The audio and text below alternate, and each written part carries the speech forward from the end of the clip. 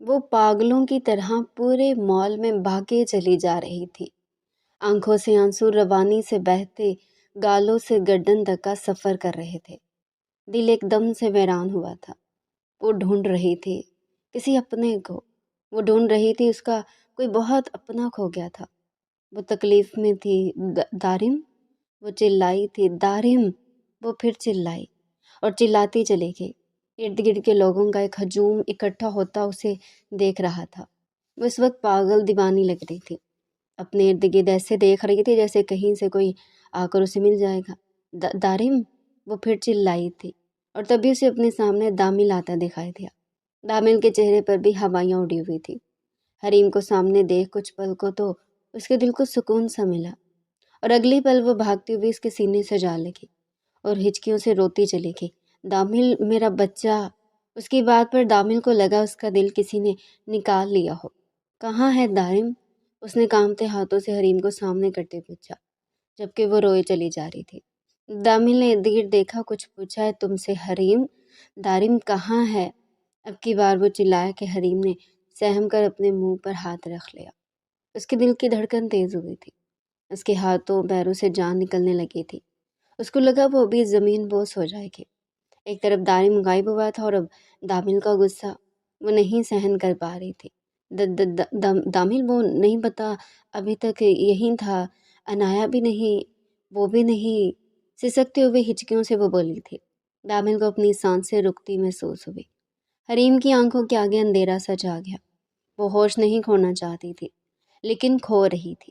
اس کی کنڈیشن دیکھتے دامل نے فوراً اسے اپنی باہوں میں بھرا۔ اس کا سر دامل کے سینے سے ٹکرایا۔ دامل نے فون پر آتی کال اٹینڈ کی۔ دوسری طرف بازل تھا، وہ بھی کافی پریشان تھا۔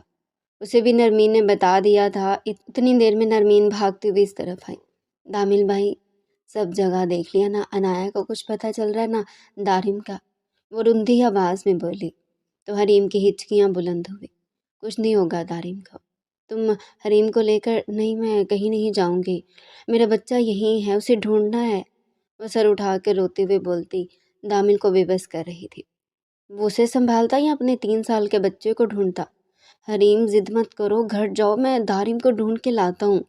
دامل نے حت المکان اپنے آپ کو کنٹرول کرتے، اس کے بکھرے بالوں کو پیچھے کرتے اس کے گالوں سے آنسو پونچھے تھے، اور نرمین کو اشارہ کیا کہ وہ حریم کو لے جائے۔ نرمین، میرا بچہ۔ وہ بہن کے گلے لگے رو تھی۔ مل جائے گا اپی، چلے میرے ساتھ۔ وہ اپنے آنسو پونچھتی حریم کو مال سے باہر لے آئی۔ ڈرائیور اور گارڈ وہیں پر تھے۔ دامل کہاں ہے؟ وہ دارم کو نہیں لائے؟ نہیں جاؤں گی۔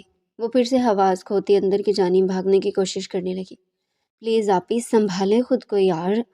دامل بھائی ڈھونڈ رہے ہیں نا، مل جائے گا، انہیں مزید تکلیف مت دے، گھر چلے، دعا کریں، اللہ دعائیں سنتا ہے۔ ہمیشہ کی طرح نرمین نے اسے سمجھا کر اپنے ساتھ لگایا۔ نرمین کی حریم کے لیے محبت بے غرض تھی۔ وہ ہمیشہ اپنی بہن کی سائڈ پر کھڑی ہوئی تھی۔ اسے گاڑی میں بٹھا چکی تھی۔ گاڑی شاہ ہاؤس گامزن تھی، جبکہ دامل اپنے دوست ایس پی برہان کو کال ملا چکا تھا، جس نے آتی پورے مال کو سیل کروا دیا تھا۔ بھاری نفری کے ساتھ وہ اپنے دوست کے بیٹے کو ڈھونڈنے آیا تھا۔ مال کی ہر جگہ پہ نصب کیمروں کی مدد سے ان چند گھنٹوں کی فوٹیج چیک کی جا رہی تھی۔ افراتفری کا عالم ہوا تھا۔ کچھ ہی دیر میں بازل بھی وہاں پہنچ گیا تھا۔ وہ ڈی ایس پی کی پوسٹ پر تھا۔ اس وقت وہ تینوں مل کر کیمرے کو چیک کر رہے تھے۔ گھر میں داخل ہوتی وہ رقیہ بیگم کے گلے جا لگی۔ امی، میرا بچہ۔ حریم رو رہی تھی۔ اقرا بیگم نے دل پر ہاتھ رکھا تو نرمین نے روتے ہوئے نے سب بتا دیا۔ یا اللہ، میرا پوتا۔ اقرا بیگم دل پر ہاتھ رکھے ڈھہ سی گئی تو نرمین نے فوراً آگے بڑھتے انہیں سنبھالا۔ کچھ نہیں ہوگا دارم کو، پھپھو ہمت رکھیں۔ نرمین نے ان کے کندھے پہ ہاتھ رکھے تسلی دی تو انہوں نے غصے سے اس کا ہاتھ جھٹک دیا۔ تم گئی تھی نا ساتھ، کیوں نہیں رکھا خیال؟ کیسی بہن ہو تم؟ بہن کے بیٹے سے جلتی ہو، اور آج تم نے ثابت کر دیا کہ تم باقی اپنی بہن سے حسد کرتی ہو، وہ زہر خند لہجے میں بولی تھی، جبکہ ان کی باتیں سنتے رقیہ بیگم، حریم سمیت نرمین بھی انہیں حیرت سے دیکھتی رہ گئی۔ پھپھو، نرمین کو اپنی آواز کھائی سے آتی سنائی تھی۔ چپ رہو، سب تمہاری وجہ سے ہوا ہے، تمہاری نظریں کھا گئی میرے پوتے کو اور آج اسے غائب کروا دیا۔ میں ایسا کیسے کر سکتی ہوں پھپھو؟ کیا بول رہی ہیں؟ नरमीन दुख और गुस्से से उठ खड़े हुए। आवाज़ नीची रखो, खबरदार तुम्हारी आवाज़ ऊंची हुई। अल्लाह ने तुम्हें बेटा नहीं बेटी से नवाजा, तुम जलती हो बहन से। उनकी जहरखंद बातें सुनते हरीम को भी सख्त बुरा लगा। प्लीज़ फूफो, ऐसी बातें मत करें। इस सब में नरमीन का कोई कसूर नहीं, ये वहाँ थी ही नहीं। दारिम तो अनाया के पास था, वो उसे लिए बेबी टॉयज़ की शॉप में गई थी और वहीं से दोनों। हरीम बुरी तरह चेहरा छुपा कर रोती। रुकैया बेगम ने हरीम को गले से लगाते नरमीन को इशारा किया कि वो वहाँ से अंदर जाए। जो भी है ये साथ गई थी, इसका फ़र्ज़ था ये ख्याल रखती। वो फिर भी अभी तक अपनी बात पे कायम थी। नरमीन तल्खी से सर झटकती अंदर आ गई। नूरी उसकी 1 साल की बेटी को गोद में लिए बैठी थी, जबकि उर्वा गहरी नींद में थी। रात को उसे बुखार था और सुबह कुछ बेहतर हुई थी। कुछ ग्रोसरी का सामान लेना था और बच्चों की चीज़ें। वो दोनों बहनें आज साथ शॉपिंग करने गई थी। इकरा बेगम नहीं, अनाया जो इकरा की नंद की बेटी थी, उनके घर ही रहती थी। उसका इस दुनिया में कोई ना था। उसने इंटर किया था, अब आगे मज़ीद पढ़ने के लिए वो गांव से शहर आई थी। इकरा बेगम बाप की वफ़ात के बाद पिछले 6 माह से शाह हवेली में सुकूनत इख्तियार कर चुकी, जबकि उनके बेटे अपने घर रहने को ज़्यादा तरजीह देते थे। माँ के मजबूर करने पर वो यहाँ आ जाते थे, बीवियों समेत, पर मुस्तकिल नहीं रहते थे। अल्लाह ने हरीम और दामिल को बेटे से नवाजा तो बाज़ल और नरमीन को बेटी से। इकरा बेगम को पोतों की चाह थी और पोता हरीम ने दिया तो वो इकरा बेगम की आंखों का दायरा बन गई, जबकि नरमीन उन्हें खटकने लगी। अरे नरमीन बाजी, आप रो क्यों रही हैं? क्या हुआ? वो नरमीन के पास आते बैठी पूछने लगी तो नरमीन ने अपने आंसू पूंछते हुए नूरी की जानिब देखा। इसने ज़्यादा तंग तो नहीं किया? उसकी बात काटते हुए पूछा। अरे नहीं नरमीन बाजी, बिल्कुल तंग नहीं किया और बुखार भी उतर गया, अब बहुत बेहतर है। लेकिन आप क्यों रो रही हैं, बताएं तो सही।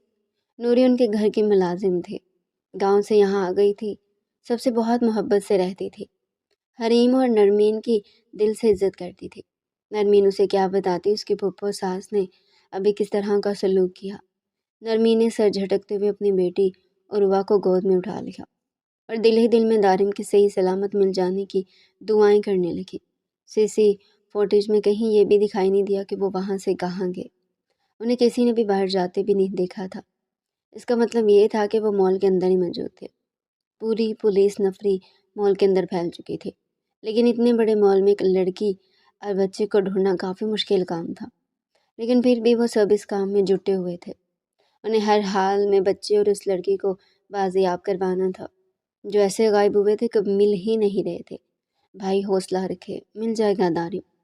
थक हार कर दामिल एक तरफ दीवार के साथ टेक लगता खड़ा हुआ। उसकी आंखों में ढेरों आंसू थे, लेकिन वो मर्द था और मर्द रोते अच्छे नहीं लगते थे। शायद Sikandar Shah out of city थे, उन्हें फ़िलहाल कुछ पता नहीं था। फिर से बाजिल के नंबर पर कॉल आ रही थी। इकरा बेगम की कॉल देखता वो काट गया। उस वक्त उन्हें तसल्ली के 2 बोल भी नहीं बोल सकता था वो। मुझे अपने अल्लाह पर पूरा यकीन है, मेरा बेटा मिल जाएगा। मुझे अनाया की भी फ़िक्र हो रही है, वो मासूम बच्ची हमारे घर रहने आई, हमारी ज़िम्मेदारी थी। उसका इस दुनिया में कोई नहीं, वो हमें अपना समझती थी, लेकिन हम ना उसकी हिफाजत कर सके ना अपने बच्चे की। दामिल ने कर्ब से आंखें रगड़ी कि तभी उसे इंस्पेक्टर अली ने पुकारा। वो दोनों इस तरफ बढ़े। अनाया की आंखें धीरे धीरे खुली थी, सर बहुत भारी भारी हो रहा था। बामुश्किल आंखें खोलते अपने इर्द गिर्द देखा तो उसे समझ न आया ये कौन सी जगह है। फिर छत को यक टक देखे चली गई। पोपो मुझे ये टेडी बियर लेना है। 3 साल दारिम उसके साथ चुपके एक बहुत बड़े टेडी बियर की जानिब इशारा करते बोला तो अनाया उसे वहाँ से अंदर ले गई, जहाँ वो दारिम को गोद में उठाए टेडी बियर देखने लगी। उस वक्त वो दोनों ही थे वहाँ के। एकदम से एक मास्क वाला आदमी सामने आया। अनाया की ग्रीन आंखों में डरो खौफ वाज़ेह हुआ। वो इर्द गिर्द देखती किसी को ना पाते कदम पीछे की जानिब ले गई, लेकिन अगले ही पल उस शख्स ने दारिम को उसकी बाहों से खींच लिया। अनाया ने घबरा कर उससे देखा और आगे बढ़ते दारिम को वापस लेना चाहा कि उस शख्स ने उसकी नाक के आगे क्लोरोफॉर्म रखा और अगले ही पल वो होशो हवास खोती लड़खड़ाई, लेकिन मुकाबिल ने उसे भी अपने एक हाथ से थाम दिया और मास्क के पीछे वो दारिम को देखता मुस्कुराया। अचानक से अनाया को सब कुछ याद आ गया। वो झटके से उठ खड़ी हुई। कमरे में तो कोई भी नहीं था, कमरा बिल्कुल खाली था। दारिम, دارم کہاں ہے؟ وہ 18 سالہ لڑکی دروازے کے جانے بڑھی، لیکن دروازہ لاکڈ تھا۔ کوئی ہے؟ پلیز میری مدد کرو، کوئی ہے؟ دروازہ کھولو، وہ اونچی آواز میں چلا رہی تھی، جبکہ باہر بیٹھے شخص نے کانوں میں روئی ٹھونس لی تھی۔ دارم اس کے سامنے بیٹھا ڈیروں ٹیڈی بیئرز کے ساتھ کھیل رہا تھا، اور وہ شخص اس کو مسکرا کر دیکھ رہا تھا، جیسے اس سے زیادہ اہم اور کوئی کام نہ ہو۔ پر دروازے کے اس پار لڑکی کی چیخ و پکار سے وہ تنگ ہوا تھا، اور غصے سے اٹھتے اب وہ دروازے کی جانب بڑھا۔ وہ جھٹ سے دروازہ کھول دیا، اور ایک پل کو عنایا اس چوڑے لمبے باڈی بلڈر شخص کو دیکھ کر سہم گئی۔ یہ وہی تھا جس نے مال سے انہیں کڈنیپ کیا تھا۔ دارم دارم کہاں ہے؟ عنایا نے ہمت کرتے پوچھا، کہ اگلے ہی پل وہ عنایا کو بازو سے جکڑے خود سے انتہائی قریب کر گیا۔ پہلی بار ایسے نامحرم کے قریب ہوتے عنایا کی سانسیں تھمی تھی۔ اگر تم نہیں چاہتی کہ میں تمہیں چوٹ پہنچاؤں تو بالکل خاموشی سے اس کمرے میں پڑی رہو، اور اب تمہاری آواز آئی ورنہ بھگتنا اس بچے کو پڑے گا، وہ زہر خند برفیلے لہجے میں کہتا پلٹ گیا، جبکہ اس کی کالی لال انگارہ آنکھوں میں دیکھتی وہ ساکت ہوئی تھی۔ اس کے جانے کے بعد بھی وہ وہیں سٹل کھڑی رہی۔ پھوپھو، ٹیڈی بیئر سے کھیلتے اچانک دارم کی آواز عنایا پر پڑی تو وہ اپنے ننھے ننھے قدم اٹھاتا اس کے جانے بڑھا۔ اس سے پہلے کہ عنایا آگے بڑھ کے اسے اپنی گود میں لیتی، اسی شخص نے بیچ راہ میں حائل ہوتے دارم کو اپنی گود میں اٹھا لیا، جس پہ دارم روتے ہوئے عنایا کی جانب اپنی باہیں واہ کرتا مچلنے لگا۔ وہ شخص دارم کو چپ کروانے کے لیے واپس ٹیڈی بیئرز کے پاس لے کر آیا، لیکن اب دارم چپ ہی نہیں ہو رہا تھا، بلکہ اپنی پھپھو کے پاس جانا چاہتا تھا۔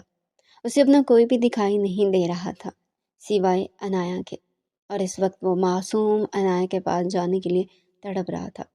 اس شخص نے گھور کر عنایا کو دیکھا تو وہ آنسو پونچھتی اس کے قریب آتے دارم کو گود میں اٹھا کے دارم اس کی گود میں جاتی چپ ہو گیا، جبکہ سامنے کھڑا شخص اپنے لب بھینچ کر رہ گیا۔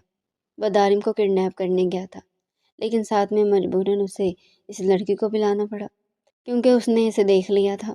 پھپھو، بھوک لگی ہے، وہ روتے ہوئے عنایا کو بولا۔ اچھا میری جان، بس ابھی یہ انکل آپ کے لیے کھانے کے لیے منگوائیں گے، پھر میرا بچہ کھانا کھاتے ہیں۔ وہ اس معصوم کو جھوٹے دلاسے دینے لگے۔ کس نے کہا میں کھانا منگوا رہا ہوں؟ پہلی بار اس شخص کی آواز سن کر عنایا کو حوصلہ ہوا، ورنہ ابھی تک وہ یہی سمجھ رہی تھی کہ یہ شخص گونگا ہے۔ آپ ہمیں یہاں کیوں لائے ہیں؟ کیا دشمنی آپ کی ہمارے ساتھ؟ عنایا نے ماتھے پر بر ڈالے پوچھا، جس پہ وہ شخص 2 قدم اس کی جانب بڑھا۔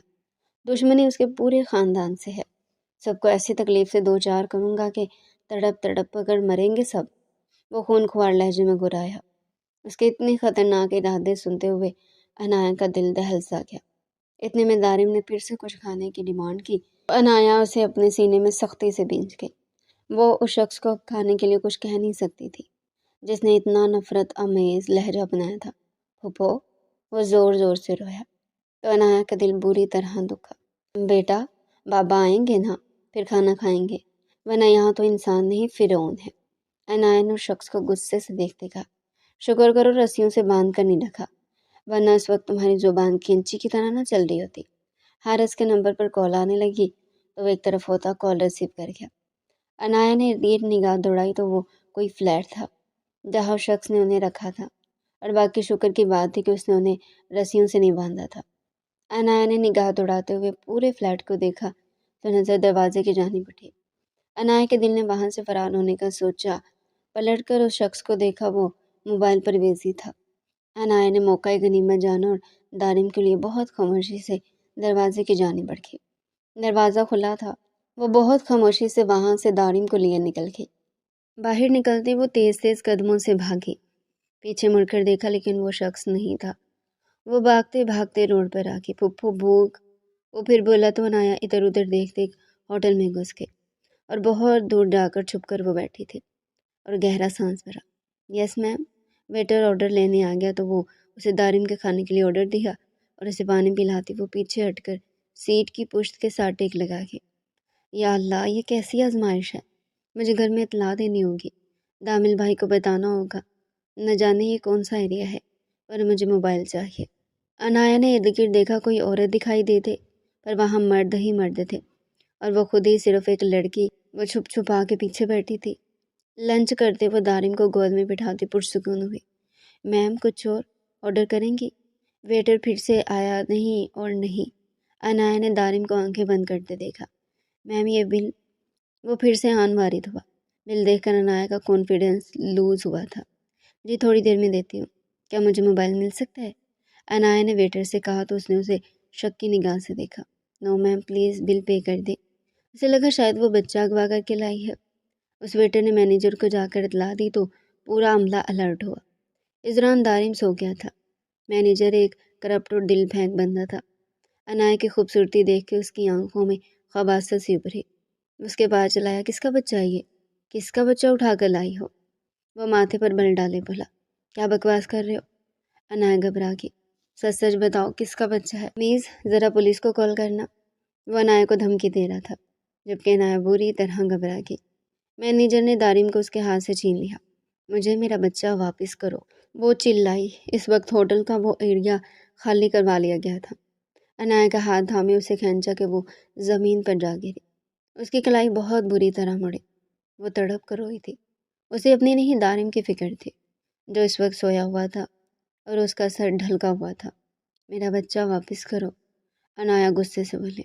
بچہ تو سیدھا پولیس اسٹیشن جائے گا۔ ہاں اگر تم کوپریٹ کرو تو تمہیں چھوڑ دیں گے۔ اس شخص نے انایا کے پاس پنجوں کے بل بیٹھتے ہوئے اس کے پاؤں کی پنڈلی پر ہاتھ پھیرا۔ انایا کو ایسے لگا جیسے اسے کسی بچھو نے ڈنگ مارا ہو۔ دور ہٹو، پیچھے۔ انایا کی سسکتی ہوئی پیچھے ہوئی اور دیوار کے ساتھ سہارا لیے کھڑے ہونے کی کوشش کی۔ قریب مت آنا۔ انگلی اٹھاتے ہوئے وہ کرخت لہجے میں انہیں وارن کر رہی تھی، جبکہ وہ خباثت سے مسکرایا۔ انایا اس وقت کو کوس رہی تھی جب وہ اس ہوٹل میں آئی۔ وہ صرف دارم کی بھوک کی وجہ سے یہاں آئی اور اب بری طرح پھنس گئی۔ ہوٹل کا یہ ایریا بند کرو، اس مینیجر نے اپنے ایک ویٹر کو دروازے کی جانب اشارہ کرتے ہوئے کہا۔ اب کی باہر اس کا ارادہ بہت خطرناک تھا۔ انایا کو اب اپنی عزت کی فکر ہوئی۔ اس کی آنکھوں سے زاروں کی طرح آنسو بہنے لگے۔ آنکھیں ملتے اس نے اپنے اللہ سے مدد مانگی۔ دامل اور بازل رات کے واپس لوٹے لیکن خالی ہاتھ تھے۔ دامل کا انداز شکست خوردہ تھا، جیسے آج سب کچھ ہار آیا ہو۔ بازل نے اسے بہت حوصلہ دیا تھا۔ پولیس اپنی ساری کارروائی کر رہی تھی، لیکن ابھی تک کوئی خاطر خواہ تسلی بخش جواب نہیں ملا تھا۔ اگر وہ کڈنیپ بھی ہوئے تھے تو کڈنیپر کا فون بھی نہیں آیا تھا۔ دامل میرا بچہ، آپ خالی ہاتھ آ کے میرا بچہ کہاں ہے؟ اریم نے اٹھ کر بھاگتے ہوئے دامل کے سینے میں سمائے پوچھا تو وہ مضبوط اعصاب کا مالک شخص کرب سے آنکھیں میچ گیا۔ دامل میں اس کی جان تھی اور ہر کسی نے اس کی جان ہی نکالی تھی۔ وہ مرد تھا، کس کے آگے رو تھا، کسے اپنے احساسات بیان کرتا۔ دامل میرے بچے فکر نہ کرو، مل جائے گا۔ رقیہ بیگم نے دامل کو تسلی دی۔ ہاں مل جائے گا۔ اتنی لاپرواہی کرنے کے بعد اب یہی کہنا ہے آپ نے؟ اقرا بری طرح تڑپی تھی۔ نہ جانے کس حال میں ہوگا وہ معصوم، اس نے کچھ کھایا بھی ہوگا یا نہیں۔ اقرا بیگم رو دی۔ دامل نے حریم کو ایک طرف کرتے ماں کے پاس جاتے انہیں اپنے سینے سے لگایا۔ دامل کو یوں سے پرے کرنا اس کے دل کو مزید دکھا گیا تھا۔ بیٹا میرا پوتا لا دو کہیں سے، اس کے بنا میرا سانس رک رہا ہے۔ اتنے میں نرمین عروہ کو اٹھائے وہاں داخل ہوئے۔ وہ جس طرح دارم کے ناز نخرے اٹھاتی تھی کبھی عروہ کے نہیں اٹھائے۔ عروہ کو تو وہ اپنی شاید پوتی بھی نہیں سمجھتی تھی۔ نہ جانے انہیں بیٹیوں سے کیسی چڑ تھی کہ عروہ نے بری طرح کھٹکتی تھی۔ عروہ نے باپ کو دیکھا تو اس کی جانب باہیں پھیلائیں۔ بازل نے آگے بڑھ کر اسے اپنی گود میں بھر لیا۔ باپ کے سینے سے لگے وہ کھلکھلا اٹھی تو اقرا بیگم نے ناگواری سے اس کی جانب دیکھا۔ ان کا ہر انداز نرمین بہت اچھے سے نوٹ کر رہی تھی، لیکن وقت اور حالات کی وجہ سے وہ فی الحال خاموش تھی۔ دامل اقرا بیگم کو سہارا دیتے ہوئے ان کے کمرے کی جانب بڑھ گیا، جبکہ حریم اپنی ماں کے پاس بیٹھ گئی۔ بازل اور نرمین بھی اپنے کمرے کی جانب بڑھ گئے۔ کیا کچھ پتہ نہیں چلا؟ کوئی 1 کلو بھی نہیں ملا؟ نرمین نے رندے لہجے میں بازل سے پوچھا، جو تھکے ہارے انداز میں صوفے پر بیٹھتے ہوئے عروہ کو اپنی گود میں بٹھائے ہوئے آنکھیں میچ گیا۔ کچھ پتہ نہیں چل رہا نرمین، وہ وہاں سے باہر کس راستے سے نکلے، کوئی بھی راستہ وہاں پر موجود ہی نہیں ہے۔ کہیں پر بھی کیمرے میں وہ نہیں آئے اور پورا مال وہ ہمیں اندر بھی نہیں دکھائی دیے۔ کچھ سمجھ نہیں آ رہا کہ اچانک دونوں کہاں چلے گئے۔ بازل عروہ کو پھر سے اپنے سینے سے لگا رہا تھا، کیونکہ اسے باپ کے سینے پر چڑھ کر بیٹھنے کی عادت تھی۔ مجھے تو انایا کی فکر بھی کھائی جا رہی ہے بازل، جوان لڑکی ہے، خوبصورت ہے، کچھ غلط نہ ہو جائے۔ وہ بادل کے قریب بیٹھتے ہوئے دکھ سے بولے تو بادل اسے یوں اداس دیکھتا خود بھی اداس ہونے لگا۔ نرمین نے اس کے کندھے پر سر رکھا تو بادل نے اسے اپنے بازو کے ہلکے میں لیا۔ کچھ نہیں ہوگا، اللہ نے چاہا تو سب کچھ ٹھیک ہو جائے گا، دارم اور عنایات دونوں مل جائیں گے، آمین، نرمین نے دل سے کہا۔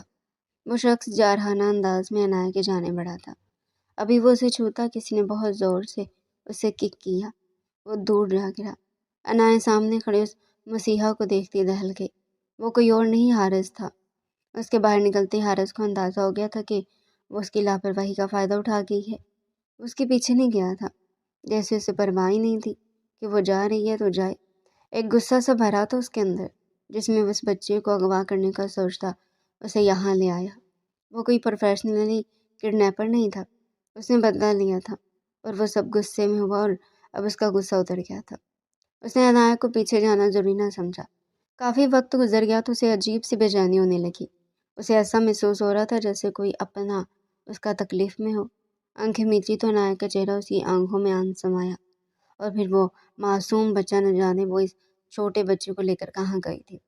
اگر وہ کسی غلط انسان کے ہاتھ لگ گئی تو سوچ آتی حارث نے مزید بے چین ہوا، اور پھر وہ فلیٹ سے نکلتا ہوا اس کی تلاش میں سب جگہ ڈھونڈنے لگا۔ ایک ہوٹل سے بہت سارے لوگوں کو باہر نکلتے دیکھا جو حیران اور پریشان تھے کہ اچانک اپنے ہوٹل سے کیوں نکال دیا گیا۔ حارث نے اس طرف دھیان نہ دیا۔ وہ آگے بڑھنے لگا کہ اس کے دماغ میں کچھ کلک ہوا۔ اس چھوٹے بچے کو بھوک لگی تھی، کیا پتہ وہ لڑکی اس بچے کو لے کر اس ہوٹل کے اندر گئی ہو۔ معجزاتی طور پر وہ بھی اندر گیا۔ ایک طرف اسے چیخنے کی آواز آئی، وہ ایک لمحے کی دیری کیے بنا اس کی طرف لپکا۔ عنایات نیچے زمین پر گری کلائی تھامے ہوئے تھی۔ وہ لوگ اچانک حارث کو دیکھ پوری طرح جم گئے۔ حارث کو وہ اچھے سے جانتے تھے۔ وہ عام بندہ تو تھا نہیں، آرمی سے تھا، لیکن آرمی میں اس کی کون سی پوسٹ تھی، وہ کیا کرتا تھا، کوئی نہیں جانتا تھا، لیکن اس کی دہشت پورے علاقے میں پھیلی ہوئی تھی۔ پرندہ بھی یہاں پر پر مارتا تو اس کو پتہ چل جاتا تھا۔ اس سے پہلے مینیجر کچھ کہتا، حارث نے اسے گریبان سے پکڑتے ہوئے دیوار کے ساتھ لگاتے ہوا میں بلند کیا۔ جرأت کیسے ہوئی تیری اسے چھونے کی؟ جانے اسے کیوں، لیکن برا لگا تھا۔ اس لڑکی کو اس کے سامنے کھڑے شخص نے چھوا، اس سے تو اس کے دماغ کا سکریو ہی ڈھیلا ہو گیا تھا، اور غصے کا تو بہت تیز تھا، جیسے اس میں سوچنے سمجھنے کی تمام صلاحیتیں مفقود ہو جاتی تھی۔ یہی وجہ تھی کہ اس کی ساری اچھائیوں پر اس کی ایک یہی برائی بھاری پڑ جاتی تھی۔ نہیں چھوا، نہیں، وہ مینیجر ہکلاتے ہوئے بولا۔ اس کے چہرے پر ڈر واضح تھا۔ بچہ کہاں ہے؟ اچانک سے حارث کی ٹون پھر سے بدلی۔ اتنے سرد لہجے پر مینیجر نے ڈرتے ہوئے سامنے اشارہ کیا تو حارث کے دیکھنے پر جس شخص کے ہاتھ میں بچہ تھا اس نے فوراً حارث کی جانب اس بچے کو بڑھا دیا۔ حارث نے سوئے ہوئے دارم کو اپنے سینے سے لگایا۔ اسے لگا کہ سکون سے اتر آیا۔ اس کے دل میں وہ بے چینی جو تھوڑی دیر پہلے تھی کم ہوتی محسوس ہوئی۔ وہ برا انسان نہیں تھا، لیکن اپنے ساتھ ہوئی برائی نے اسے کچھ پل کے لیے برا بنا دیا تھا، لیکن اس کے اندر کی چھپی اچھائی اس برائی پر حاوی ہوئی، اور وہ واپس سیدھے راستے پر آ گیا، اور وہاں موجود ویٹرز کو ایک گھوری سے نوازتے ہوئے عنایات کی جانب بڑھا جو ابھی بھی دیوار میں سمائی حارث کو سہمی نظروں سے دیکھ رہی تھی، جس سے بچ کے وہ یہاں آئی تھی، اب پھر اسی کی قید میں واپس جانا، نہ جانے اب وہ اس کو کیا سزا دیتا۔ وہ مزید دیوار میں سمانے لگی۔ حارث کو اس کی حرکت پر غصہ آنے لگا۔ اس بچے کو اسے تھمانے لگا، لیکن اس کے ہاتھ کی مڑی ہوئی کلائی کو دیکھتا رہ گیا، اور دارم کو سینے سے لگائے وہ اس کا ایک ہاتھ تھامے وہاں سے باہر نکلا۔ وہ اس کے ساتھ گھسیٹتی ہوئی چلی تھی، منہ سے ایک لفظ نہ بولی۔ اس نے جس طرح اس مینیجر کو ہوا میں معلق کیا تھا، اس سے وہ بری طرح ڈر گئی تھی۔ وہ صرف دیکھنے میں باڈی بلڈر نہیں تھا، اس کے اندر واقعی بہت طاقت تھی۔ اس نے اس مرد کو اٹھا لیا تھا، وہ تو اس کے سامنے عنایات کیا چیز تھی۔ وہ ان دونوں کے لیے باہر نکلا تو ایک گاڑی اسی وقت ان کے پاس آ کر رکی۔ حارث انہیں لیے گاڑی میں بیٹھا، اور اب اس کا رخ شاہ ہاؤس کی جانب تھا۔ دارم کو ابھی بھی اس نے سینے سے لگایا ہوا تھا، جبکہ عنایات خاموش آنسو بہاتے کھڑکی سے باہر دیکھا۔ ایک دم حارث نے اسے راستے میں ہی گاڑی روک دی۔ اس کی گود میں دارم تھا، وہ دارم کو گود میں اٹھائے گاڑی چلا رہا تھا۔ گاڑی روکتے اس نے دارم کو گاڑی کی بیک سیٹ پر لٹایا اور عنایات کی جانب آتے گاڑی کا دروازہ کھولا۔ عنایات گھبرا کر پیچھے کھسکی، لیکن حارث نے اس کی کلائی کو تھامے اپنی جانب کھینچا کہ وہ بری طرح گھبرا گئی۔ پلیز کچھ مت کرنا، تمہیں اللہ کا واسطہ ہے۔ وہ بلک بلک کر روتی تو حارث نے لب بھینچے اس کی کلائی کو تھامے ایک جھٹکے سے سیدھا کیا۔ عنایہ کی چیخ بلند ہوئی، بے اختیار وہ حارث کے سینے پہ مکہ دھر گئی۔ حارث نے اس کے عمل پر اسے حیرت اور خفگی سے دیکھا، پھر بنا کچھ کہے وہ واپس ڈرائیونگ سیٹ پہ آ بیٹھا۔ عنایہ نے حیرت سے اسے دیکھا اور پھر اپنی کلائی کو۔ اب اسے درد نہیں ہو رہا تھا۔ وہ حیران ہوتی اپنی بازو کو موو کر رہی تھی۔ درد نہیں ہو رہا، وہ حیرت اور خوشی سے بولی، جبکہ حارث نے اس کی جانب دیکھا تک نہیں۔ اس کا بس نہیں چل رہا تھا وہ اڑ کے شاہ حویلی پہنچ کر ان دونوں کو وہاں پہنچا دے تاکہ اس کے سر سے یہ بوجھ ہٹے اور اس کے دل کو سکون ملے، جبکہ عنایہ کو سمجھ نہ آیا کہ اس نے کڈنیپ کیوں کیا تھا۔ دامل، وہ روتے ہوئے کمرے میں آئی تو دامل سر ہاتھوں پہ گرائے بیٹھا تھا۔ وہ گھٹنوں کے بل اس کے پاس جا بیٹھی۔ دامل پلیز، دارم کو کہاں سے ڈھونڈوں اسے؟ کوئی ایک سراغ نہیں مل رہا۔ تمہارے پاس تھا نا وہ، کیوں اس کی حفاظت نہ کی؟ کیوں لے کر گئی باہر؟ اگر دیکھ بھال نہیں کر سکتی تو؟ دامل اب کی بار بھڑک ہی اٹھا۔ وہ سہم کر پیچھے ہٹی۔ آج پہلی بار دامل نے اس پر غصہ کیا تھا، ورنہ وہ نرم خود انسان ہی تھا۔ خود بھی حریم سے اونچی آواز میں بات تک نہ کی۔ آپ کو لگتا ہے میں نے جان بوجھ کر سب کیا؟ جان بوجھ کر کون کرتا ہے؟ یہ تمہاری لاپرواہی ہے حریم، ذرا سی لاپرواہی۔ آج ہم سے ہمارا بیٹا چھین لے گی، وہ بے بسی سے بولا تھا۔ حریم اس کی بات سنتے ہوئے بری طرح رو تھی۔ اسے یقین نہیں آ رہا تھا کہ دامل اسے اس طرح سے بات کرے گا۔ کوئی کچھ بھی کہہ لیتا اسے دکھ نہ ہوتا، لیکن دامل اسے اس طرح سے باتیں سنائے گا، اسے اندازہ نہیں تھا۔ صبح سے اس نے کچھ بھی نہیں کھایا تھا اور رو رو کر اس کا برا حال تھا۔ کیا کبھی کوئی ماں چاہ سکتی ہے کہ اس کا بچہ اس سے کھو جائے؟ سب سے زیادہ ماں تڑپتی ہے، لیکن اس وقت وہ دونوں ہی تڑپ رہے تھے اور دونوں کو ایک دوسرے کی ضرورت تھی اور دونوں ہی ایک دوسرے سے دور ہو رہے تھے۔ جی چاہتا ہے ساری دنیا کو آگ لگا دوں، نہیں ڈھونڈ پا رہا ہوں، بے بسی اتنی ہے کہ رونا چاہتا ہوں دہاڑے مار مار کے، لیکن رو بھی نہیں پا رہا۔ بتاؤ مجھے کیا کروں؟ میں نے ہر ممکن کوشش کر کے دیکھ لیا لیکن کہیں نہیں مل رہا۔ یوں لگ رہا ہے جسم کا ایک حصہ مجھ سے دور ہو گیا ہے، اندر ہی اندر مر رہا ہوں حریم، میں اندر ہی اندر۔ کس کو جا کر بولوں؟ وہ بے بسی سے اس کی جانب دیکھتے ہوئے بولا، جب اگلے ہی لمحے حریم لڑکھڑاتی ہوئی گرنے لگی۔ دامل نے ایک دم سے آگے بڑھ کر اسے تھام لیا۔ اس کی آنکھیں بند ہو رہی تھی۔ حریم یار ڈونٹ ڈو دس، مت تکلیف دینا۔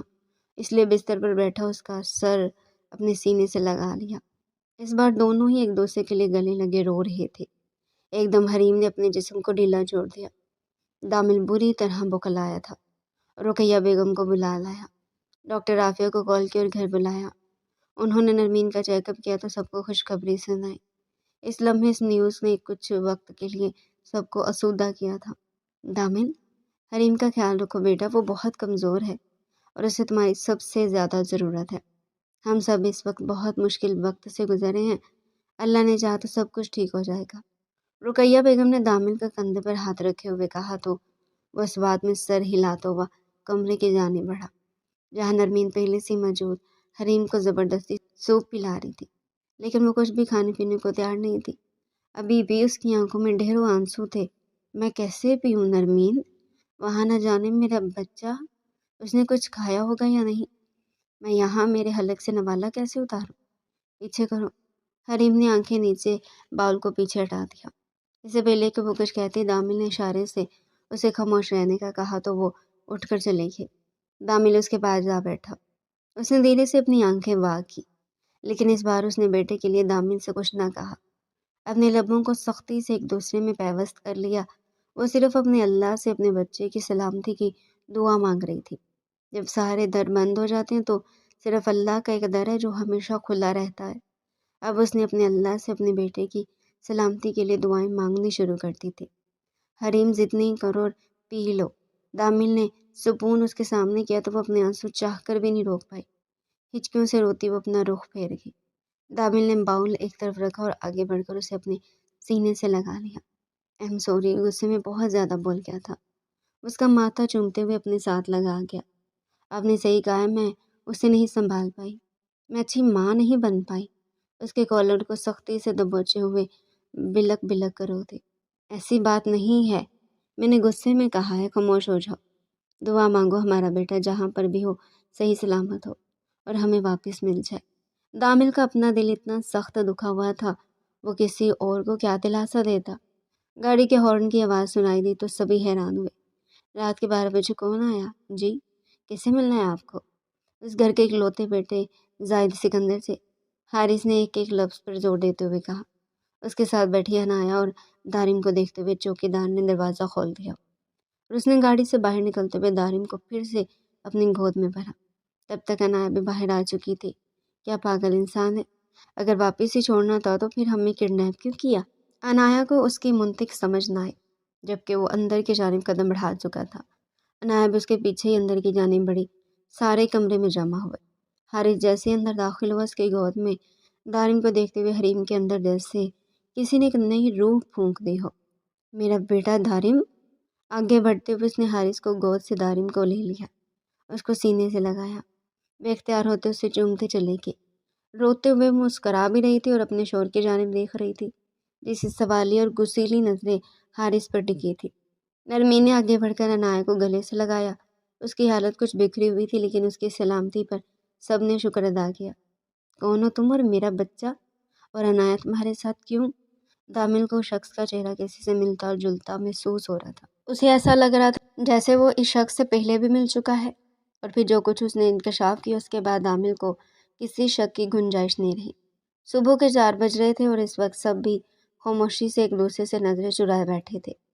حارث نے جس حقیقت کا انکشاف کیا تھا، اس کے بعد سارے خاموش ایک دوسرے کو ملامتی انداز میں دیکھ رہے تھے، اور وقت ہوتا تو شاید دامل اسے اپنے بچے کو کڈنیپ کرنے پر جان سے مار دیتا، لیکن اس شخص نے جو کچھ کیا، شاید اس کی جگہ دامل ہوتا تو اس سے بھی زیادہ برا کرتا۔ میرا خیال ہے مجھے اب چلنا چاہیے۔ معذرت چاہتا ہوں، میری وجہ سے آپ سب کو جو تکلیف ہوئی ہے، واقعی آپ لوگوں کو تکلیف دینا چاہتا تھا، لیکن آپ لوگوں کو تکلیف دے کر میں بے سکون ہو گیا تھا۔ یہاں اس جگہ پر درد شروع ہو گیا تھا۔ حارث نے اٹھتے ہوئے سب سے کہا اور اپنے دل کے مقام کی جانب اشارہ کیا۔ شاید خون کی کشش ہے، اس لیے میں چاہ کر بھی کوئی تکلیف نہیں پہنچا پایا۔ مانا کہ غصے کا بہت تیز ہوں، لیکن دل پاک ہے میرا۔ حارث زاہد سکندر کے سوتیلے بھائی شاہد سکندر کا بیٹا تھا، اور اس کے بچپن میں ہی اس کے بابا کو شاہ حویلی سے نکال دیا گیا تھا۔ بہت مشکل حالات دیکھے تھے انہوں نے، لیکن کبھی بھی شاہد سکندر نے بھائیوں کی برائی نہیں کی تھی۔ وہ ہمیشہ یہی کہتے تھے کہ زاہد سکندر ان کی جند جان ہے، لیکن حال ہی میں حارث شاہد سکندر کو یہ حقیقت معلوم ہوئی، اس کے باپ کی موت کے پیچھے زاہد سکندر ہے، کیونکہ جس دن ان کی ڈیتھ ہوئی اس دن وہ زاہد سکندر سے ملاقات کر کے آئے تھے، اور زاہد سکندر نے انہیں اپنا بھائی ماننے سے انکار کر دیا تھا، یہاں تک کہ غصے میں انہیں گندی نالے کا کیڑا تک کہا تھا۔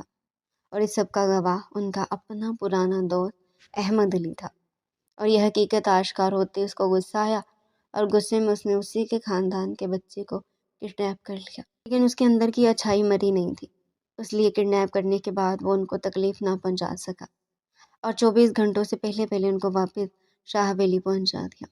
ہم نے جو اذیت کاٹی اس وقت میں اس کا ازالہ کون کرے گا؟ تمہیں لگتا ہے کہ معافی مانگ کر معذرت کر کے تم چھوٹ جاؤ گے؟ ویسا بالکل نہیں ہوگا۔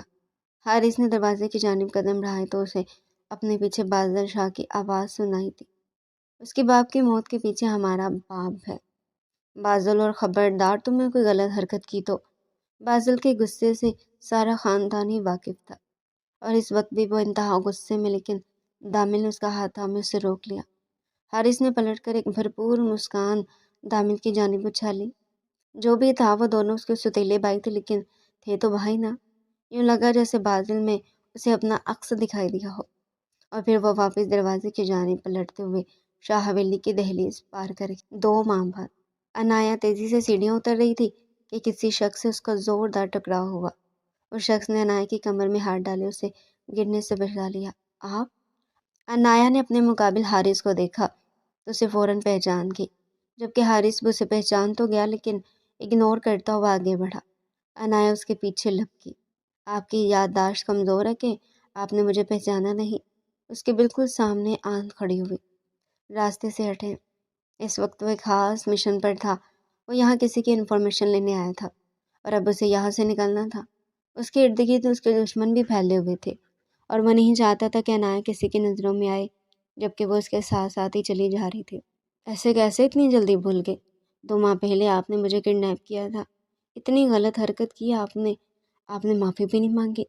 عنایا نے منہ بناتے ہوئے کہا کہ اگلے پل حارث نے اسے کمر سے تھامے ہوئے گول گول گھماتے ایک طرف دیوار کی جانب چھپا ایک گولی چلی تھی جو سامنے درخت پر جا لگی۔ اس کے سینے سے لگی کامتے ہوئے اسے دیکھنے لگے، جبکہ پاکٹ سے گن نکالتا وہ بھی نشانہ لے گیا اور اگلے پل اس شوٹر کا نشانہ لگاتے اسے ڈھیر کیا۔ عنایا بری طرح گھبرا گئی۔ وہ نشانہ اتنی مہارت سے لے رہا تھا کہ عنایا تو سہم ہی گئی۔ تمہارے پاس گن بھی ہے اور تم نے ابھی کسی کو مارا بھی ہے، تم گینگسٹر ہو؟ عنایا نے حیرت سے پوچھا۔ کیوں؟ جس کے ہاتھ میں گن ہوتی ہے وہ گینگسٹر ہوتا ہے؟ مور رکھوانے والا نہیں ہو سکتا؟ حارث نے تیکھی نظروں سے اسے دیکھتے ہوئے پوچھا۔ جو رکھواتے ہوتے ہیں نا وہ کڈنیپ نہیں کرتے۔ عنایا نے برجستہ اس کو جواب دیا تو اسے دیکھتا ہوا لاجواب ہوا۔ کڈنیپ کیا تھا لیکن چوٹ نہیں پہنچائی تھی۔ حفاظت کرتے شاہ ہاؤس پہنچایا، شاہ پہ زور دیتے ہوئے کہا، اور آئندہ میرے راستے میں نہ آنا، سمجھی تم؟ وہ بہت غصے سے پیچھے دھکیلتے ہوئے آگے بڑھا، پھر کچھ سوچتے ہوئے واپس پلٹا۔ یہ لڑکی اس کے دشمنوں کی نظر میں آ چکی تھی، اس لیے اب حارث کو اسے خود شاہ حویلی چھوڑنے جانا پڑنا تھا۔ آج وہ دوسری بار شاہ حویلی آیا تھا اور اس بار اس کا سامنا زاہد سکندر سے ہو گیا۔ گھر میں کسی نے بھی زاہد سکندر کی واپس آنے پر انہیں اس حقیقت سے آشنا نہیں کیا، لیکن گھر والوں کی ایک سرد مہری کی کیفیت ان کے ساتھ جڑ گئی تھی۔ حارث ابایا کو لے کر گھر آیا تو زاہد سکندر اسے دیکھتے پہچان کے تم یہاں؟ انہوں نے آگے بڑھتے ہوئے حارث کی جانب دیکھتے حیرت سے پوچھا۔ تبھی انہیں اپنے پیچھے دھامل کے قدموں کی چاپ سنائی تھی۔ حارث زاہد سکندر کو نظر انداز کرتے ہوئے دامل کے جانب بڑھا۔ اس لڑکے کی حفاظت کرنا، میرے دوست کم اور دشمن زیادہ ہیں، میرے صرف قریب کھڑے ہونے پر اسے گولی کا نشانہ بنائے گا۔ بہتر ہوگا کچھ دن کے لیے یہ گھر سے نہ نکلے۔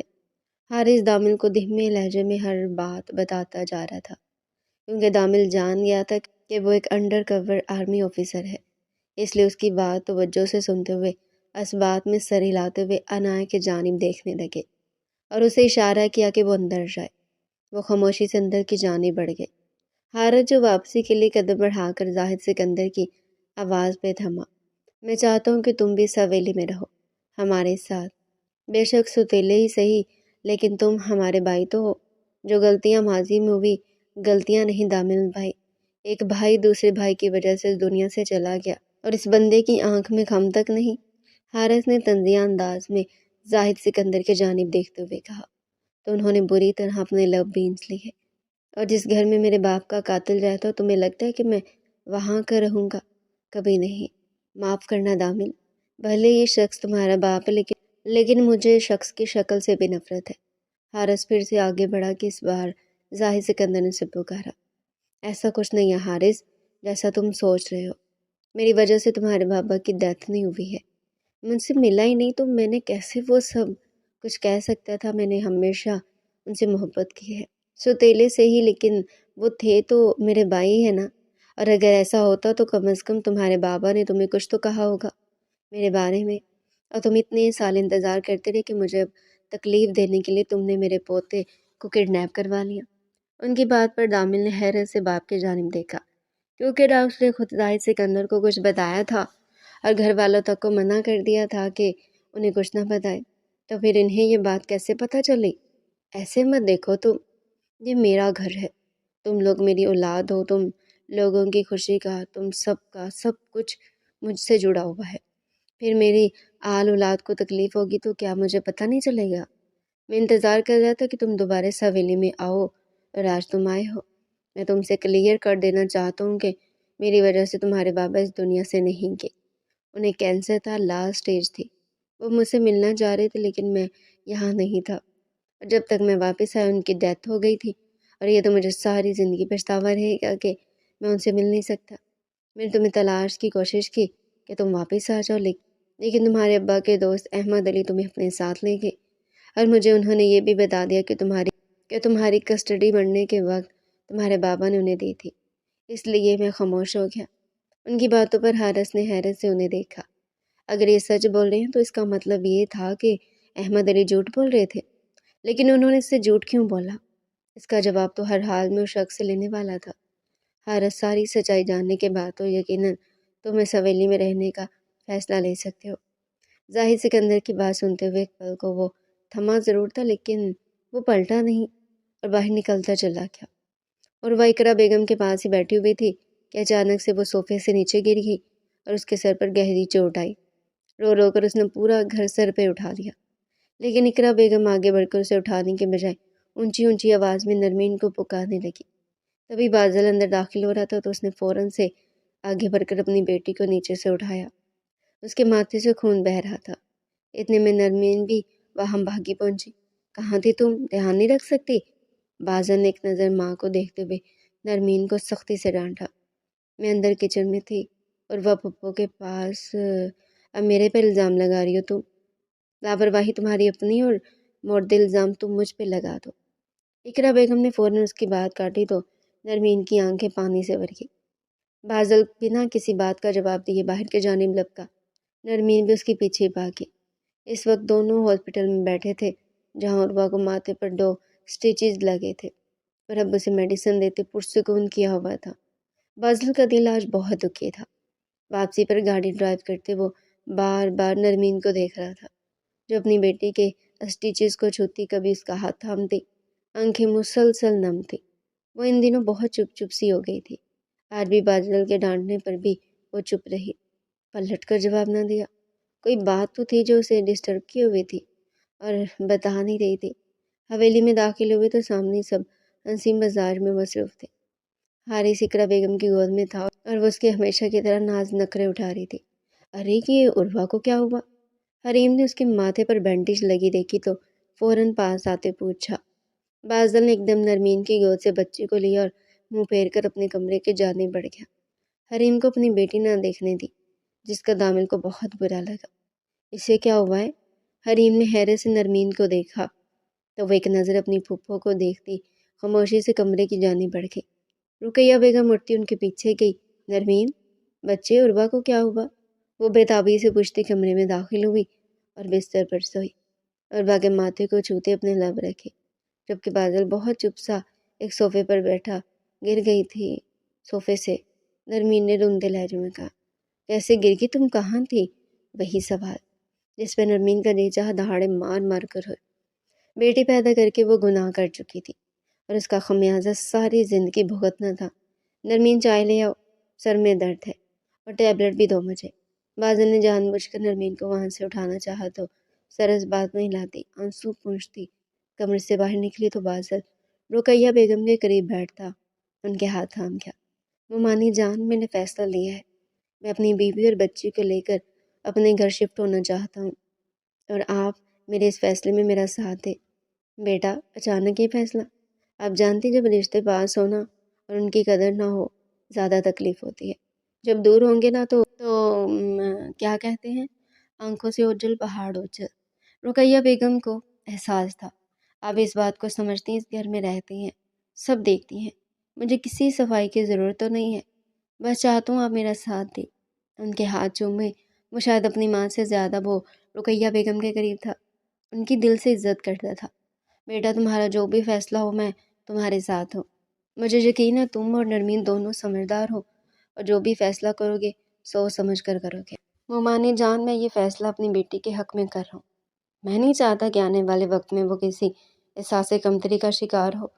مجھے کسی سے کوئی شکایت، کوئی شکوہ نہیں ہے، لیکن آج ایک باپ بن کر سوچ رہا ہوں۔ امید کرتا ہوں اور ساتھ دینا ہے آپ نے، میرا ساتھ دیں گی نا؟ رقیہ بیگم اچھے سے جانتی تھی اقرا بیگم کا رویہ نرمین اور اس کی بیٹی کے ساتھ بالکل بھی اچھا نہیں تھا۔ جتنا وہ دارم کے ساتھ چاہت محبت سے پیش آتی تھی، اس کا 10% بھی عروہ کو نہیں دے پاتی تھی، اور شاید آج کے حادثے کے پیچھے بھی وہی وجہ ہو، تبھی بازل نے یہ میں بڑا فیصلہ لیا تھا۔ تو تم اپنی بیوی کی خاطر آج اپنی ماں کو چھوڑ کر جا رہے ہو؟ اقرا بیگم نے بازل کو حویلی چھوڑ کر جاتے دیکھا تو تڑپ اٹھی۔ بیوی کی خاطر نہیں، بیٹی کے لیے، اور میں چاہتا ہوں کہ مجھے یہاں پر کوئی بھی نہ روکے، نہ ہی مجھے کوئی سوال جواب کرے۔ چلو نرمین۔ دوسری صبح وہ نرمین کا ہاتھ تھامے بیٹی کو سینے سے لگائے حویلی کی دہلیز عبور کر رہا تھا۔ نرمین نے خاموش رہ کر اس کے فیصلے میں اس کا ساتھ دیا تھا، کوئی سوال جواب نہیں کیا تھا۔ اگر تم نے یہ دہلیز پار کی بازل تو میں تمہیں اپنا دودھ نہیں بخشوں گی۔ اقرا بیگم کی دھمکی پر سب نے افسوس کے ساتھ انہیں دیکھا، جبکہ ان سے بھی سب واقف تھے۔ بازل، میں جانتا ہوں تم حق پر ہو، لیکن پھر بھی ایک بڑا بھائی ہونے کے ناطے میں تمہیں یہ کہوں گا کہ یاد مت جاؤ، مجھے تمہاری ضرورت ہے، تم بھائی ہو میرے۔ ہر جگہ میں کوئی نہ کوئی مسئلے ہو ہی جاتے ہیں، لیکن اس کا مطلب یہ نہیں کہ گھر چھوڑ کر چلے جاؤ۔ یہ ہمارا گھر تھا کب بھائی؟ یہ ہمارا گھر نہیں ہے، امی کے لیے ان کا گھر ہے۔ اس حویلی کو پانے کے لیے تو انہوں نے سب کچھ کیا تھا۔ سب کچھ ہو جائے گا لیکن وہ یہاں سے نہیں نکلیں گے، اور اب میں یہاں مزید نہیں رہ سکتا۔ اور اچھا ہے، ویسے بھی انہیں اس گھر سے اور آپ کی اولاد سے چاہت ہے۔ آپ ان کے پاس ہیں۔ بازل کی بیوی اور اس کی اولاد ان کے لیے کچھ بھی نہیں ہے، مت روکیں بھائی، اب برداشت نہیں ہے۔ بازل نہ رکا، وہ تڑپا تھا لیکن لہجہ مضبوط تھا۔ نرمین کا ہاتھ سختی سے تھاما اور دروازے کی جانب بڑھا۔ امی، آپ نے بہت غلط کیا ہے، دامل اقرا بیگم کے پاس کھڑا ہوتا افسوس سے بولا کہ اندر آتے حارث کو دیکھتے بازل کے قدم تھمکے۔ تم کہیں نہیں جاؤ گے؟ حارث نے اسے روکا تھا۔ جانا ضروری ہو گیا ہے، بازل نے دکھ سے کہا۔ حارث آج ہمیشہ کے لیے شاہ حویلی لوٹ آیا تھا۔ زاہد سکندر خود اسے لینے گئے تھے، جبکہ بازل بھی دامل کے ساتھ 2 دفعہ اس کے گھر جا چکا تھا۔ احمد علی نے حارث کے سامنے اپنے جھوٹ کی تصدیق کر دی تھی، اور ان کے جھوٹ نے حارث کو اپنوں سے ملوا دیا تھا۔ میں نے کہہ دیا سو کہہ دیا۔ وہ بازل کا ہاتھ تھامے واپس پلٹا تھا، جہاں اقرا بیگم آنکھوں میں آنسو لیے کھڑی تھی۔ پھپھو، بیٹیاں ہوں یا بیٹے سبھی پیارے ہوتے ہیں، کبھی فرق کریں گی تو سب کو کھو دیں گی، یہ زیادتی ہے۔ میں تو اللہ سے دعا کروں گی جب میری شادی ہو تو اللہ مجھے پہلی اولاد بیٹی ہی دے۔ وہ اتنے پیار سے بول رہا تھا کہ اقرا بیگم سر جھکایا اس بات میں سر ہلا گئی۔ اٹھتے ہوئے بیٹے کے پاس آئی۔ بیٹا، شاید مجھ سے بہت بڑی غلطی ہوگی، بڑی ہوں تمہاری، بڑا سمجھ کر درگزر کر لو۔ ان کے اتنا کہنے کی دیر تھی، بازل نے ان کے ہاتھ تھامے انہیں اپنے سینے سے لگا لیا۔ وہ ماں تھی، کیسے اکڑ دکھاتا۔ آگے بڑھتے انہوں نے نرمین کو بازل کی گود سے لیا تو وہ رو دی اور واپس بازل کی گود میں جانے کے لیے مچلے۔ نرمین نے گہرا سانس لیتے سر جھٹکا۔ بچے بھی پیار کو سمجھتے ہیں، اور عروہ کو ہمیشہ گھر رکنے والی ہستی کیسے محبت سے اس کے پاس آتی۔ اب محبت جتا سکتی تھی، لیکن ان سب باتوں کے باوجود بازل نے جانے کا ارادہ ملتوی کر دیا تھا۔ اقرا بیگم کا رویہ بھی عروہ اور نرمین کے ساتھ اچھا ہو گیا تھا، لیکن نرمین پھر بھی ان سے کھنچی کھنچی رہتی تھی۔ آج حارث اور عنایا کی شادی تھی، یہ زاہد صاحب کی خواہش پہ ہو رہا تھا۔ عنایا خوش تو تھی، یہ بندہ اسے پہلی نظر میں بھا گیا تھا، لیکن اس کا غصہ سوچتی تو سہم جاتی۔ نکاح کے بعد حویلی میں ایک کمرے سے دوسرے کمرے میں رخصتی ہوئی تھی، بالکل سادگی سے، کیونکہ حارث کو گیدرنگ سے چڑ تھی، اور جس شعبے سے وہ تعلق رکھتا تھا اس میں وہ اپنے آپ کو زیادہ شو نہیں کر سکتا تھا۔ نکاح ہوتے اسے حارث کے کمرے میں پہنچا دیا گیا۔ عنایا کو اس بات کی بھی خوشی تھی کہ اسے حویلی سے نہیں جانا پڑا، جبکہ وہ حارث سے 10 سال چھوٹی تھی۔ جیسے ہی حارث اندر داخل ہوا، وہ جھٹ سے اٹھ کھڑی ہوئی۔ کیا ہوا؟ اتنا گھبرا کیوں رہی ہو؟ حارث اس کے پاس آتا اپنی گھڑی اتارتا ہوا بولا۔ میں کیوں گھبرانے لگی بھلا؟ وہ بھی کڈنیپر سے عنایا کی زبان پر کھجلی ہو گئی۔ وہ چاہ کر بھی نہیں بھلا پا رہی تھی کہ حارث نے اسے کڈنیپ کیا تھا، اور ایک دفعہ بھی اسے معافی نہیں مانگی تھی۔ اس کی بات پر حارث نے گہرا سانس بھرتے ہوئے اس کی جانب دیکھا۔ وہ چھوٹی سی چھوئی ہوئی سی لڑکی اس وقت دلہن بنی سی دوست اس کے دل میں اترے جا رہی تھی۔ جب اس پر اختیار نہیں تھا تب وہ اس کو نظر بھر کے بھی نہیں دیکھتا تھا، اور آج اس پر سارے اختیارات رکھتا تھا، تو سر سے لے کر پاؤں تک استحقاق بھری نظروں سے دیکھ رہا تھا۔ اب آپ کیوں ایسے دیکھ رہے ہیں؟ اتراک کر بولتی وہ پلٹی، جب اسی لمحے حارث نے اس کی کمر میں ہاتھ ڈالے اسے اپنی جانب کھینچا۔ اس کی پشت کو سینے سے لگاتے اس کو اوپر کیا۔ اس کے پاؤں زمین سے اوپر اٹھ گئے۔ اسے ایک ہاتھ سے اٹھائے ہوئے تھا۔ او مسٹر کڈنیپر، مجھے نیچے اتارو۔ وہ خود کو ہوا میں معلق محسوس کرتی دھڑکتے دل سے بولی، ہاں ہاں نیچے ہی رکھوں گا تمہیں۔ وہ معنی خیزی سے بولا، جس پہ عنایا کے کانوں سے دھواں سا نکلا۔ بے شرم کڈنیپر۔ اسے بستر پر پٹختا اس پر سایہ فگن ہوا۔ ابھی تو بے شرمی کرنی ہے۔ اس کی ناک کی ٹپ پر زور سے کاٹ گیا۔ اف، میں مر گئی ظالم۔ وہ درد سے بلبلا اٹھی، جبکہ اس کے ڈرامے دیکھتا حارث اچھا خاصا محظوظ ہوا۔ اف، ہٹے اوپر سے، میری جان نکال دی آپ نے۔ وہ کسمس آئی۔ صحیح سمجھی؟ 28 سال سے شدید کنوارا ہوں اور محرم کا انتظار تھا۔ آج ہاتھ لگی ہو تو کیسے چھوڑ دوں؟ آپ کیا کریں گے میرے ساتھ؟ عنایت کو اس کی باتوں سے خوف سا محسوس ہوا۔ عزت لوٹوں گا؟ جائز طریقے سے؟ وہ اس کے کان کے بعد جھکتا، گمگیر لہجے میں بولتا۔ عنایت کی آنکھوں میں خوف بھر گیا۔ وہ اپنی سانس تک روکی۔ ارے کیا ہوا؟ مذاق کر رہا تھا؟ پاگل، سانس تو لو۔ وہ اس کے اوپر سے اٹھتا، بیڈ گراؤنڈ سے ٹیک لگاتا، اپنی گود میں بٹھا گیا۔ آپ واقعی میری عزت؟ وہ نم لہجے میں بولی۔ یار تم اتنا سیریس کیوں ہو گئی ہو؟ پہلے تو تمہاری زبان رکتی نہیں تھی اور اب چل نہیں رہی۔ حارث نے اسے ایک چٹکی کاٹی تو وہ ماتھے پر بل ڈالے اسے دیکھنے لگی اور بدلے میں اسے بھی چٹکی کاٹ گئی۔ حارث نے آئی برو ریز کی۔ اب کی بار وہ اس کے لبوں کو گرفت میں لیتا، اسے سمجھنے کا موقع دیے بنا اس کے 14 طبق روشن کر گیا۔ وہ جھٹ پٹ آئی، لیکن حارث اپنی منمانی کر کے پیچھے ہٹا، جبکہ اس کا دل ہی نہیں بھر رہا تھا۔ کلیوں جیسا مہکتا دھمکتا حسن دیکھتا وہ پل میں بہکا تھا۔ اس کی سانسیں ہموار کرتا دیکھ وہ اب اپنے ہونٹوں کی جانب اشارہ کرتا اس سے بدلہ لینے کو کہہ رہا تھا، تو وہ اس کے سینے پر مکہ جڑ گئی۔ یہ چیٹنگ ہے۔ وہ ایک ہی جوش میں اسے نیچے کرتا، اس کے اوپر آتا، اس کی دھڑکنوں پر قابض ہوا۔ کڈنیپر؟ وہ سسکی تھی۔ شش، اب صرف محسوس کرو۔ اس کی گردن میں جھکتا وہاں اپنے دہکتے لمس بکھیرنے لگا۔ عنایت کی سانسیں بوجھل ہوئی تھی۔ پہلی بار یوں وہ ایک مرد کا لمس محسوس کر رہی تھی اور اسے حارث کا چھونا برا نہیں لگ رہا تھا۔ اپنے آپ کو دل و جان سے اسے سونپتے وہ حارث کو دل سے سرشار کر گئی تھی۔ Family photo? بازل نے بیٹی کو اٹھائے سب کو اسٹیج پر ایک ساتھ کھڑا کیا۔ آج حارث اور عنایت کا ولیمہ تھا اور سب کے چہرے اندرونی خوشی سے جگمگا رہے تھے۔ ایک دوسرے کو معاف کر دینے میں ہی سب سے بڑی اور حقیقی خوشی ہے، اور اس خوشی سے شام میں رہنے والے استفادہ ہو رہے تھے۔ لاؤ اسے مجھے دو۔ وہ دارم کو اٹھائے تھک گئی تو دامل نے دور سے اسے دیکھتے اس کی گود سے دارم کو لے لیا تھا، جو آج کچھ چڑچڑا ہو رہا تھا، بلکہ ماں بیٹا دونوں ہی چڑچڑے ہوئے تھے۔ یہ دیکھے میرا جھمکا توڑ دیا اس نے۔ حریم نے شکایت لگائی۔ میں نے نہیں کیا۔ دارم نے اٹکیلیاں کرتے باپ کی بیئرڈ کے ساتھ اپنا گال جوڑا۔ اس کے گالوں کو چومتے وہ حریم کے کان کی لو کو چھوتا، اسے دھیرے سے مسل گیا جو لال ہو رہی تھی۔ حریم نے اسے محبت سے دیکھا تو اس کی آنکھوں میں امڑتی خماری پر وہ پلکیں جھکا گئی۔ بازل نے انہیں واپس اسٹیج پر بلایا اور ایک بار پھر وہ ان لمحوں کو کیمرے میں قید کرنے لگا۔ کیسا لگا پارٹ 2؟ کمنٹ میں لازمی بتائیں۔